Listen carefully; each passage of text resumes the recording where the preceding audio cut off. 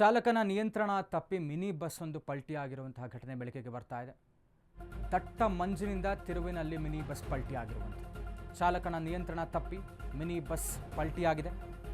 ದಟ್ಟ ಮಂಜು ಆವರಿಸಿದ್ದ ಕಾರಣದಿಂದ ತಿರುವಿನಲ್ಲಿ mini bus ಪಲ್ಟಿಯಾಗಿರುವಂಥದ್ದು. ಬಸ್ನಲ್ಲಿದ್ದಂತಹ ಮೂವರಿಗೆ ಗಾಯಗಳಾಗಿವೆ. ಆಸ್ಪತ್ರೆಗೆ ಚಿಕಿತ್ಸೆ ಕೊಡಿಸಲಾಗ್ತಾ ಇದೆ. ಎನ್.ಆರ್. ಪುರ ತಾಲೂಕಿನ ಸೀಗೋಡು ಕೆಫೆ ಬಳಿ ಆಗಿರುವಂತಹ ಘಟನೆ.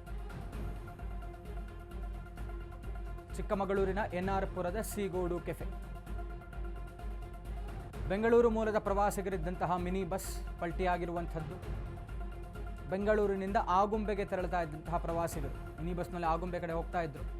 ಬಾಳೆಹೊನ್ನೂರು ಠಾಣೆಯಲ್ಲಿ ಪ್ರಕರಣ ದಾಖಲಾಗಿದೆ.